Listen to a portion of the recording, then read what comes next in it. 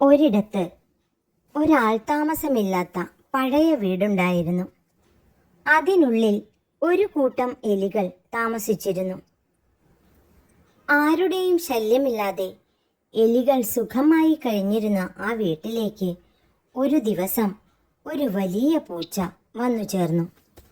പൂച്ച എല്ലാ ദിവസവും ഓരോ എലിയെയായി പിടിച്ചു തിന്നാൻ തുടങ്ങി. അതോടെ സമാധാനം നഷ്ടപ്പെട്ട എലികൾ ആകെ പരിഭ്രാന്തരായി. ഇനി എന്തു ചെയ്യും അവരാലോചിച്ചു. ഒടുവിൽ എലികൾ എല്ലാവരും കൂടി ചേർന്ന് ഒരു യോഗം വിളിച്ചുകൂട്ടി. പൂച്ചയിൽ നിന്നും രക്ഷപ്പെടാൻ പല വഴികളും അവർ ആലോചിച്ചു. കൂട്ടത്തിൽ മുതിർന്ന ഒരെലി തൻ്റെ മനസ്സിൽ തോന്നിയ ഒരു ബുദ്ധി പറഞ്ഞുകൊടുത്തു. നമുക്ക് പൂച്ചയുടെ കഴുത്തിൽ ഒരു മണി കെട്ടിക്കൊടുക്കാം.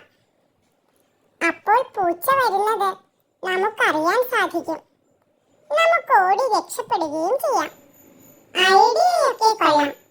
പക്ഷേ പൂച്ചയുടെ കഴുത്തിൽ ആര് മണി കെട്ടും? എലികൾ ആരും മിണ്ടിയില്ല.